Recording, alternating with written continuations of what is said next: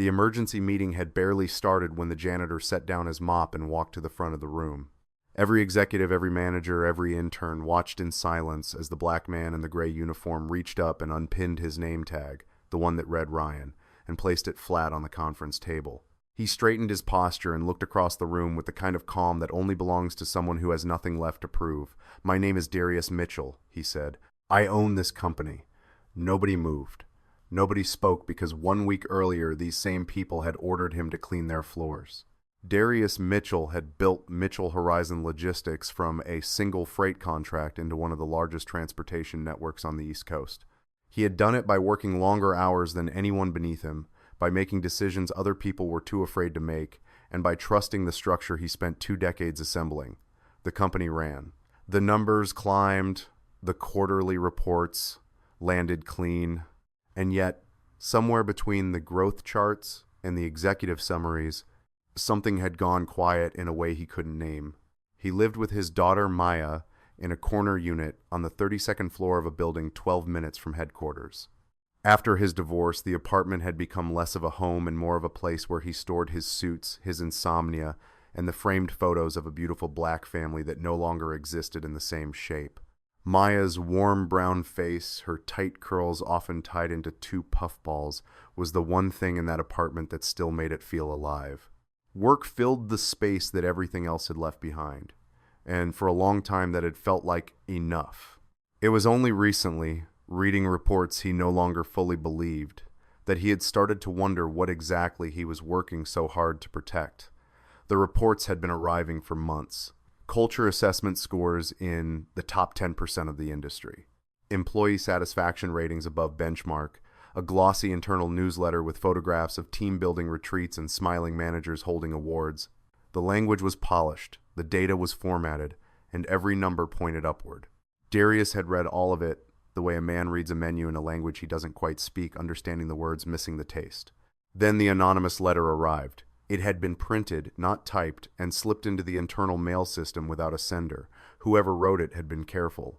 The letter described a company where hard work was invisible unless it came wrapped in the right performance, where managers rewarded loyalty to themselves over results for the business, and where the people who asked honest questions were quietly moved to the margins.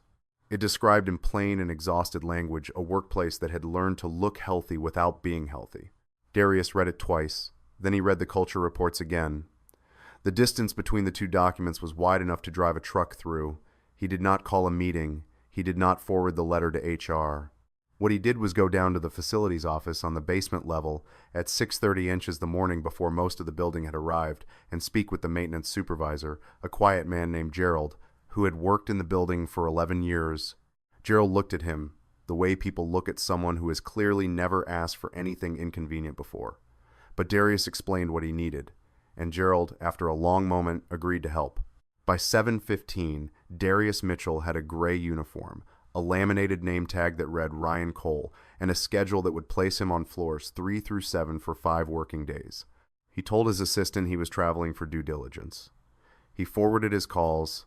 He left his watch in the apartment. He kissed Maya's forehead before the school drop-off service arrived, watched her brown hand wave from the elevator, and kept one thing with him after that, a slim encrypted tablet locked in the bottom of the maintenance cart, the kind of device that looked like standard facilities inventory, but carried his CEO-level credentials. He would need it before the week was over. He didn't know exactly when. The first morning was disorienting in a way he hadn't expected. Not because the work was hard, it was repetitive and physical and unglamorous, but it was manageable. But because of how completely he disappeared. He had spent 20 years being recognized the moment he walked into any room in that building. Now he pushed a cart down the hallway outside his own conference room, and not a single person looked up. He was furniture. He was background. He was the hum of the ventilation system, present, functional, and entirely beneath notice. By the second day, he had stopped being surprised by it and started paying attention to what it revealed. The behavior people showed when they believed no one important was watching was clarifying in a way that no report could replicate. He watched a floor manager snap at a junior coordinator for interrupting a conversation, then smooth his expression back into warmth the moment a senior director rounded the corner. He watched two employees in the break room dissect a third colleague's presentation with precision that was almost surgical, then greet that same colleague with enthusiasm when he appeared at the door. He listened to the language people used when they thought rank wasn't present: casual, slightly meaner, more honest. What he did not see on those first 2 days was Evelyn Carter. He heard her name once mentioned in passing by someone who said she was the one who'd stayed until 10 the previous night, finishing the logistics framework for the intern strategy project.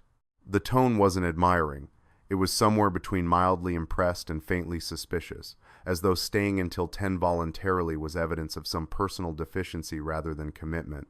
He saw her for the first time on the third morning.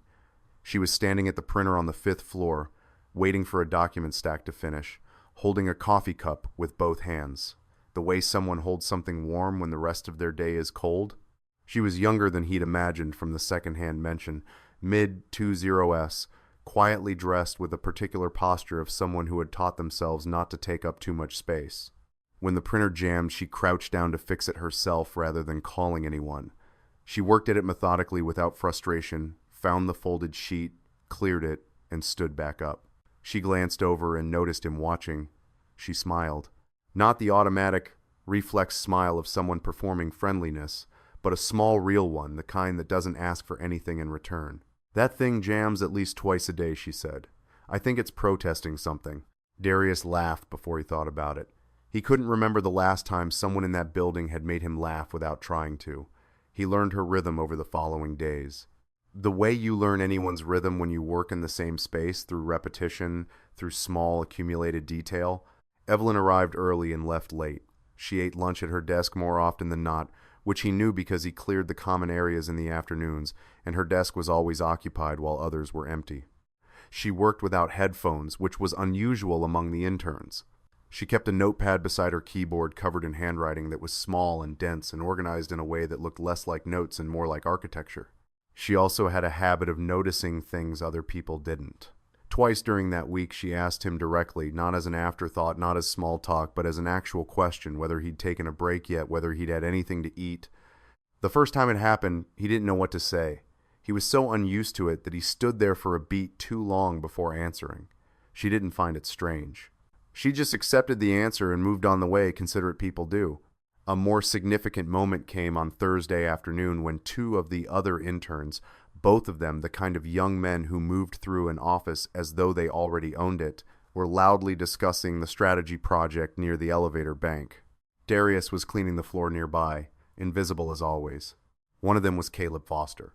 Darius had already noticed Caleb. You notice Caleb the way you notice weather? He filled whatever room he occupied and made it subtly about himself without appearing to try. He was articulate and well-dressed and spoke to senior managers with a kind of easy familiarity that either came from confidence or from having spent significant time studying how confident people behave. Either way, it worked. Darius had watched 3 separate managers light up in Caleb's presence over the past 3 days. What Caleb was saying now, casually and without apparent self-consciousness, was that the logistics restructuring proposal, the one generating quiet praise in the project's internal channel, had come together because of his push to rethink the routing intervals. He described the idea's origins in the first person. He used the word "my" 4 times in a single minute, and the other intern nodded along, and neither of them looked in Darius's direction.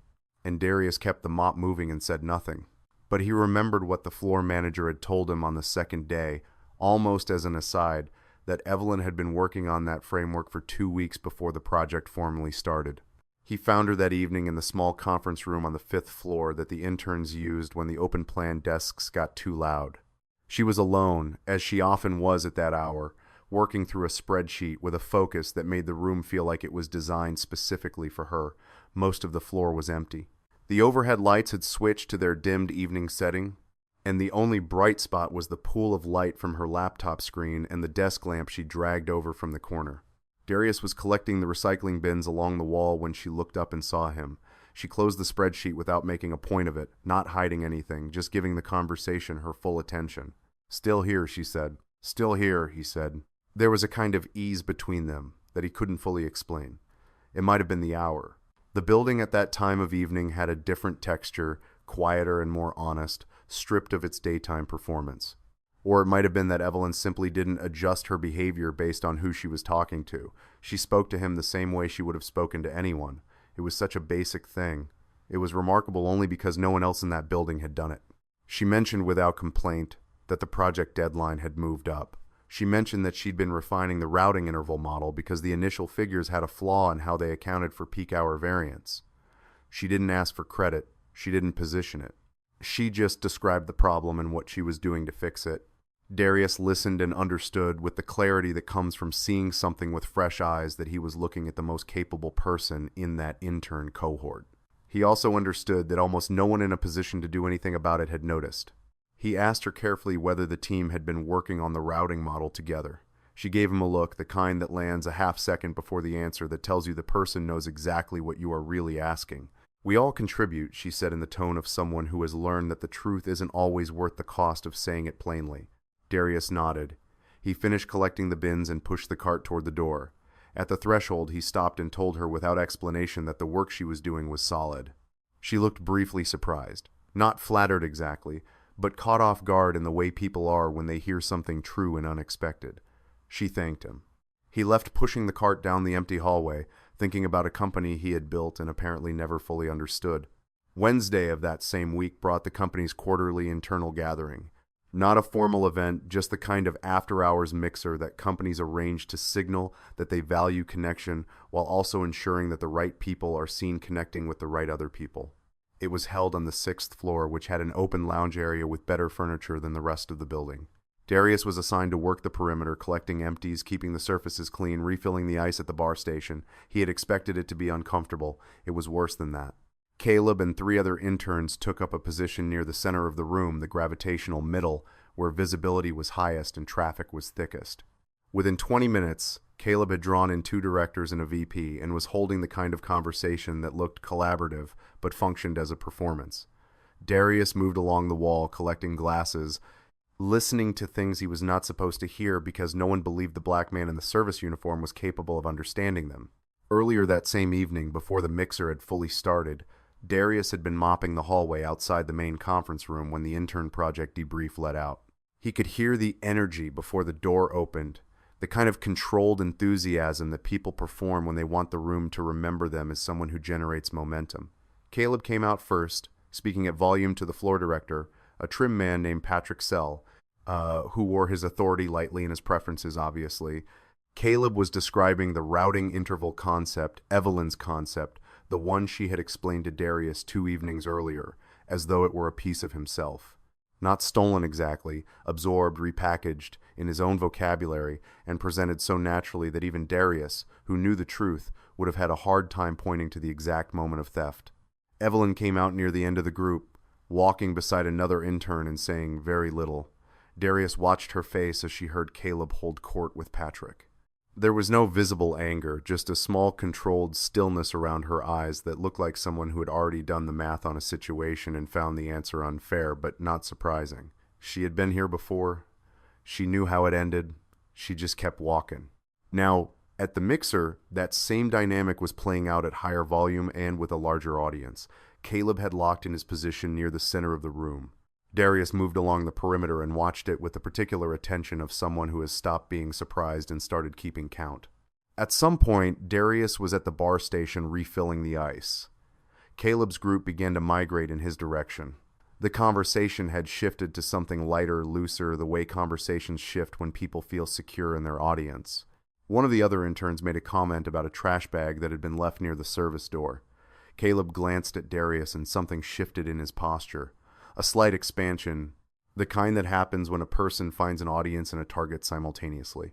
He said loud enough to carry that at least someone in the building knew what they were actually qualified to do. The group laughed. The 2 directors smiled in the non-committal way of people who don't endorse something, but aren't willing to spend any social currency opposing it either. Darius set the ice down and said nothing. His dark brown hands tightened once around the metal scoop before he released it. He had been in enough rooms to know that responding was exactly what the moment was designed to provoke. He kept his face neutral and moved to the next surface. Then someone, whether it was Caleb or one of the others, Darius could not say for certain, managed to tip a half-full glass of red wine in his direction as he reached past to collect an empty. The glass rolled off the ledge, and the wine went across the floor in a wide arc, and the group produced the kind of laughter that pretends to be accidental. One of the men pointed at the floor and told Darius it needed cleaning, as though he might not have noticed. Evelyn had been across the room. Darius had barely registered her presence during the event. She had positioned herself near the edges, near the quieter clusters, the way she always seemed to navigate spaces that didn't quite belong to her yet. But she had been watching, and she walked over before Darius had moved for the mop. She crouched and began gathering the larger debris herself, picking up the glass, clearing what she could clear with a napkin. Then she straightened up and looked at the group directly. She was not loud. She didn't need to be. She said that she wasn't sure what was funny about it, and that regardless of what anyone's job title was in that building, nobody had the right to treat another person as a prop for their entertainment. She said it the way someone says something they've thought about for a long time, not impulsively, not performatively, but with the particular steadiness of a person who has decided that some things are worth the cost. The laughter around Caleb's group died at different speeds. One of the directors looked at the floor. Caleb's face did something complicated and then settled into a neutral expression that was the social equivalent of a door quietly closing. Nobody said anything further. Evelyn handed Darius the napkin, briefly met his eyes, and it was not pity in her expression. It was the plain acknowledgement of one human being to another, then returned to where she'd been standing. Darius finished cleaning the floor. The event continued, but the temperature in the room had changed, and everyone in the immediate radius felt it. Darius, for his part, felt something shift in himself that was harder to name. He had spent 20 years learning to be impressive, to be significant, to occupy space in a way that made other people stand at attention. As a black man in expensive boardrooms, he had learned early that excellence was often expected to arrive with proof in both hands. He had forgotten somewhere along the way what it felt like to simply be treated decently for no reason other than that it was right. The woman across the room who had just defended him to people who could make her professional life considerably more difficult had done it without calculating the return. That, he understood now, was the rarest thing in the building, possibly in any building. The evaluation came the following morning, Thursday, quiet and administrative and almost invisible in how it was delivered. The intern cohort had been competing for 2 full-time associate positions, and the shortlist had circulated through the management layer before being passed to HR. Evelyn's name was not on it. Darius found out the same way he found out most things during that week. Through proximity, through being the kind of person that no one bothered to lower their voice around. He was in the service corridor adjacent to Patrick Sell's office when he heard the conversation through the half-open door. Patrick was speaking with the HR director, a woman named Carol, and the tone was the administrative blandness of people who have made a decision and are now doing paperwork around it. The phrase Patrick used about Evelyn was that she was talented but not yet aligned with the leadership profile the company was trying to build at the associate level. He said she was more of a contributor than a driver. Carol made a sound of agreement and moved on to the next name on the list. The door to the corridor drifted slightly, and Darius moved on before it opened fully. He went to the service alcove near the elevator on the 5th floor and sat there for a few minutes, more of a contributor than a driver. He turned the phrase over. In any honest language, it meant she does the work and doesn't perform the work, and we are rewarding the performance. He had built a company. He had signed policies, approved promotions, set cultural tone from the top of a 32nd floor building, and this was what it had produced. A vocabulary of exclusion so smooth and professional that it didn't even sound cruel. Later that afternoon, he found the documents. He had not gone looking for them casually. He had gone looking for them deliberately because the evaluation had moved him past observation and into the territory of evidence. He pulled the encrypted tablet from the bottom of the maintenance cart, logged in with his CEO credentials through a private connection, and navigated to the intern project folder on the company's internal drive. He was not doing this as Ryan Cole. He was doing this as the person who owned the system and had every right to examine it. He was simply doing it from a service alcove on the 5th floor instead of from his office on the 32nd. The version history on the project strategy document told him what he needed to know inside of 4 minutes. The original draft, dated 3 weeks earlier, carried the initials EC in the document properties. The current version, the one submitted to the leadership panel for review, carried no author trace at all. It had been saved through a clean export, the metadata stripped, but the version history was intact. Darius could see exactly what had changed and when.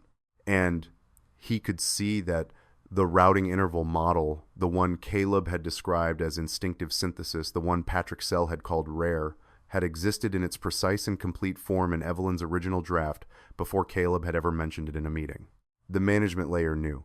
Not all of them, and not formally, but Darius had seen enough organizational behavior to recognize the particular quality of attention that people pay to something they have decided not to see. They had decided not to see this. He locked the tablet and put it back in the cart.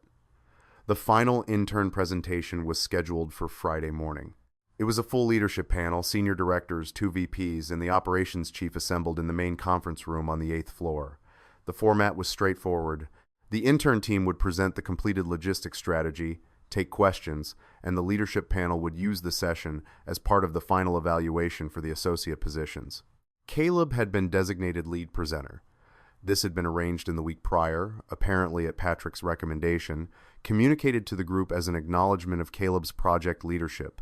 Evelyn had been assigned a support role managing the slides, handling the data backup documents if the panel requested underlying figures. She would be in the room but not at the front of it.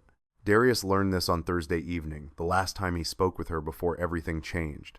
She was in the small conference room on the 5th floor, the one that had become over the past week the closest thing either of them had to a neutral space. She was not working on the presentation.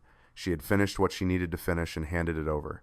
She was sitting with a coffee that had gone cold, looking at nothing in particular, with the expression of someone who has arrived at the far end of a decision. She told him without much preface that she had decided to leave after the presentation. Not the room, the company. She said it flatly, the way you say something when you've moved past the emotional part of it and arrived at the logistics.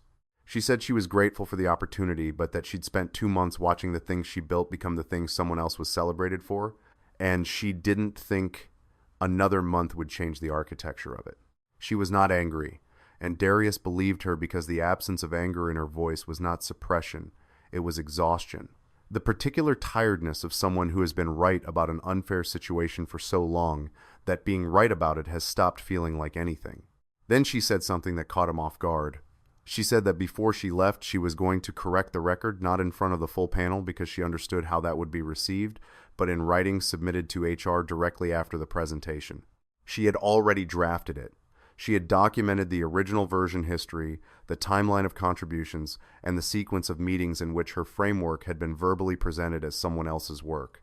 She said she knew it probably wouldn't change the outcome, but she wasn't willing to leave without having said it clearly at least once. Darius looked at her across the table. He thought about what he was about to do and about whether telling her in advance was the right thing. He decided it wasn't. Not because he wanted to keep her in the dark, but because what he needed from her tomorrow was the composure of someone who hadn't been given a reason to expect anything. He told her only that tomorrow was going to be different than she expected.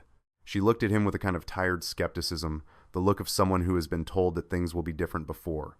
He didn't elaborate. He said only that she should be in the room and stay in the room, whatever happened. Something in what she saw in his expression, something that didn't match the uniform, didn't match the mop cart or the name tag or any of the context she'd been given, made her nod slowly. She didn't ask why, she just nodded, and that was enough. Darius pushed the cart out of the room and down the empty hallway toward the elevator. Tomorrow morning the presentation would begin at 9. He had things to arrange before then. The presentation was scheduled for 9, and Caleb Foster arrived at 8:40 with the particular energy of someone who had slept well and already decided how the day would go. He wore a new jacket. He had his slides printed as backup copies, which he distributed to the panel assistants with the smooth efficiency of someone who had rehearsed even the minor gestures. The 8th floor conference room filled in stages. Directors settling into their chairs, the 2 VPs arranging their materials, the operations chief arriving last and taking the seat at the head of the long table. The intern group positioned themselves along the side wall. Evelyn sat at the far end, a laptop open in front of her, her expression composed in the way of someone keeping something held carefully in place. Darius entered from the service entrance at the back of the room at 8:55. He was still in the gray uniform. He moved the mop cart into the corner near the supply closet with the unhurried efficiency of someone who belonged there entirely. Nobody looked at him. He positioned himself near the wall and waited. Caleb opened the presentation at 9 exactly. He was good at this. Darius could acknowledge that without bitterness because it was simply true. Caleb knew how to command a room. He moved through the opening framework with confidence, made eye contact with each panel member in rotation. The senior directors leaned in slightly. The operations chief made a note. The presentation was polished and well-structured, and it was built almost entirely on a foundation that Evelyn Carter had laid before. Caleb had contributed a single substantive idea to the project. At the 8-minute mark, something happened that Darius had not anticipated. Evelyn's hand went up, not dramatically, not as a disruption, but with the quiet deliberateness of someone who has decided that silence is no longer an option. Caleb stopped mid-sentence and looked at her. The panel looked at her.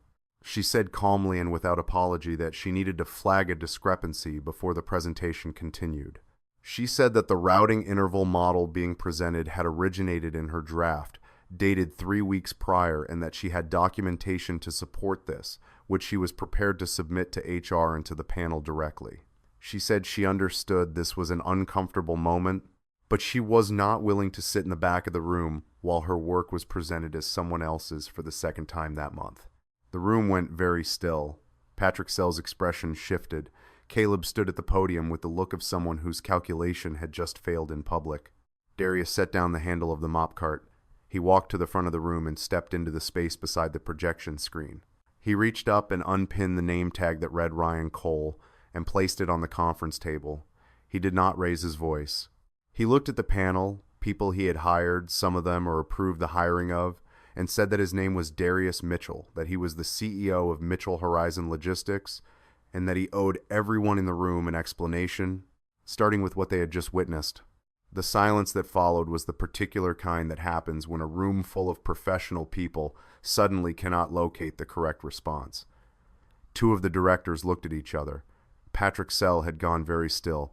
Caleb stood at the podium with his face cycling through several expressions before arriving at one that was essentially nothing. A careful blankness that people reach for when they don't yet know what they're being accused of or how much is known. Darius connected his encrypted tablet to the projection system. He had spent the previous night compiling what he needed. Version histories, metadata comparisons, the original document with Evelyn's initials embedded in the properties, the revised clean export with the data stripped, and the timeline of every meeting in which concepts from that original document had been presented verbally by Caleb Foster before the rest of the intern team had seen the written framework. He put it all on the screen. He walked through it methodically the way he walked through any audit, without editorializing, without anger, letting the sequence of facts carry what needed to be carried. He also put on screen the evaluation notes from Patrick Sell's HR consultation, the phrase, more of a contributor than a driver, the recommendation to remove Evelyn from the associate shortlist. He read it aloud, and then let the room sit with it. And he watched Patrick Sell's expression do the difficult work of a man who has just seen a private judgment become a public one. Darius told the room that this was not only the story of one intern taking credit from another. He said the real problem was that the system had been designed to make this outcome not only possible but likely. That they had built an environment where performing leadership was more visible and more rewarded than practicing it, where the people who did the work were structurally separated from the recognition of it, and where the managers responsible for evaluation had decided without apparent discomfort that the performance was the point. He said he knew this because he had spent a week watching it from a position where no one felt the need to hide it from him. He said that was its own kind of answer. The operations chief, a steady man named Frank Greer, who had been with the company for 9 years, asked a single question when Darius finished, whether the documentation was complete. Darius told him it was. Frank nodded once and looked down at his notes. That was the moment Darius knew the room had landed where it needed to. There was a recess. The panel members stepped out. Caleb Foster left the room without speaking to anyone. Darius stood at the front of the empty conference room and looked at Evelyn, who had not moved from her position at the end of the sidewall. She was looking at him with an expression he couldn't entirely categorize. Not shock exactly, because something in it was too composed for that. Something closer to the recognition of a person who has just understood that a conversation they thought they were having was actually a different conversation entirely. She said his name, his real name, once quietly, as though testing the sound of it against everything she thought she knew. Darius told her that he was sorry. He said it clearly and without softening it into something more comfortable. He said that the company had failed her in a way that he had allowed by being too far removed from the actual daily reality of the place, and that what she had experienced over the past 2 months was a consequence of a culture he had built and then neglected to maintain. He said he understood if that apology didn't mean much in its current form, and that he intended to follow it with something more concrete. He asked her if she was willing to remain in the room when the panel returned and present the project's core strategy as she had originally designed it. She looked at him for a long moment. The tiredness from the previous night had not entirely left her face, but something beneath it had shifted. Not relief exactly, but the quiet resolution of a person who has just been told that the thing they were willing to fight for on their own is also worth fighting for together. She said yes. The panel returned 20 minutes later with a different quality of attention. The chastened, recalibrated focus of people who have just been reminded that oversight is part of their function. Frank Greer asked if there was additional material to present. Darius gestured to Evelyn. She stood up. She didn't take the podium. She walked to the front of the room and stood beside the projection screen. The way someone stands when they know the material well enough that the slide deck is a courtesy rather than a crutch. She pulled up her original document and began from the beginning, from the problem statement she had defined 3 weeks before the project formally launched.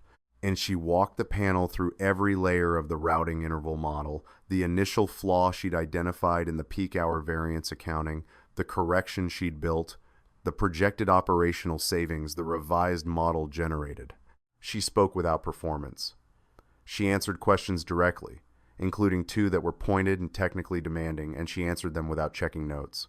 When she finished, Frank Greer looked at the operations data on the final slide and said that if the efficiency projections held at scale, the company was looking at a significant reduction in regional logistics costs.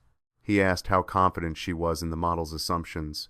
She told him the specific variables she considered most sensitive, identified the 2 where she thought conservative adjustment was warranted, and gave him a revised range that was honest rather than optimistic. Frank Greer wrote it down. He thanked her by name. That was the entire room Evelyn Carter had been told she wasn't ready for. The weeks that followed were not simple. Darius had not expected them to be. 3 managers, including Patrick Sell, were removed from their positions, not as a spectacle, but through a formal review process that Darius personally handled with the administrative precision of someone who understood that accountability requires documentation, not theater. Caleb Foster resigned before any formal process reached him. HR processed his departure the same week. Darius commissioned an external audit of the company's promotion and evaluation practices, not the self-reported culture surveys, but a forensic review of actual promotion histories, evaluation language patterns, and the correlation between stated company values and measurable outcomes for employees who lacked internal sponsors or visible management relationships. The results were not flattering. He published a summary to the full company and held open sessions, 1 per building floor cluster, where employees could ask questions without a communications team filtering the room. Several of those sessions included questions that were direct to the point of being confrontational. A few were quietly specific in ways that told him the culture problem ran further back than he'd estimated. He answered what he could, acknowledged what he couldn't change retroactively, and committed to what he intended to do differently. He did not perform contrition. He reported facts and made commitments he intended to keep, which was the only version of accountability he had ever respected in anyone else. The structural changes followed over the coming months. A new evaluation framework gave direct contribution records, documented, time-stamped, version-tracked, formal weight alongside manager endorsements. A cross-level review board was established to flag promotions that showed patterns of recommendation without corresponding output evidence.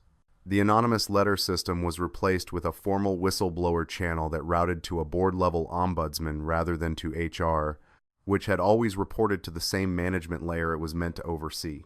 None of these were perfect solutions. Darius knew that. But they were honest attempts to change the underlying incentive structure rather than the surface language. And that distinction was the only one that mattered to him anymore. Evelyn Carter accepted one of the 2 associate positions and came on full-time in the month following the presentation, assigned to the operations division under Frank Greer, who had requested her specifically. By the 4th month, she was managing a small team of her own, 4 analysts, a project scope covering 3 regional logistics hubs, and a reporting structure that gave her direct access to the decisions her work was informing. The people on her team respected her in the particular way that people respect someone who does not require them to perform anything other than their actual job. She still stayed late sometimes, not because she had something to prove, but because she was the kind of person who finishes what she starts. The difference was that no one who mattered anymore questioned what that was worth. Darius was in the building late on a Thursday evening, not because he had nowhere else to be, though that had been true for a long time, but because there was work, and he was not yet fully in the habit of leaving before it was done. Maya had sent him a voice message earlier, her small, bright voice asking if he would be home before bedtime, and for once the question stayed with him longer than the spreadsheet on his desk. He had been making his way toward the exit through the 5th floor when he passed the hallway outside the small conference room, the one with the dragged-over desk lamp, the cold coffee, the quiet that had once been for him the realest part of the entire building. The light was on inside. He looked through the glass panel in the door. Evelyn was in there sitting across from one of her analysts. The two of them working through something on a shared screen, their body language easy and collegial. She was explaining something, and the analyst was leaning forward in the way people lean forward when the explanation is actually making sense. She looked like someone who had finally been allowed to occupy the space she had always been capable of filling. He did not knock. He watched for a moment and then continued down the hallway. He was not wearing the gray uniform. He was not carrying a mop cart or a name tag with someone else's name on it. He pressed the button for the lobby and stood in the elevator with his hands in his pockets. He thought about what it had cost, the entire circuit of it. From the anonymous letter to the gray uniform to the 8th floor conference room to the months of uncomfortable institutional repair. He thought about whether it had been worth it. And the answer that came back was not complicated. The woman in that conference room had done her work with honesty and care and had been treated for 2 months as though those qualities were professional liabilities. The only reason anyone had corrected that was because she had, on a Wednesday evening at a forgettable office mixer, chosen to defend a black man in a gray uniform when she had nothing to gain from doing so and something real to lose. That was the whole of it. Not the audits, not the restructuring, not the forensic document review. Those were the scaffolding. The thing itself was smaller and more durable than any of that. The plain decision made by a person under no obligation to make it that someone else's dignity was worth defending. Darius rode the elevator down. The lobby was quiet at this hour. He walked through it and out into the evening, and the building stood behind him with its lit windows and its complicated interior running, as it had always run, on the accumulated choices of the people inside.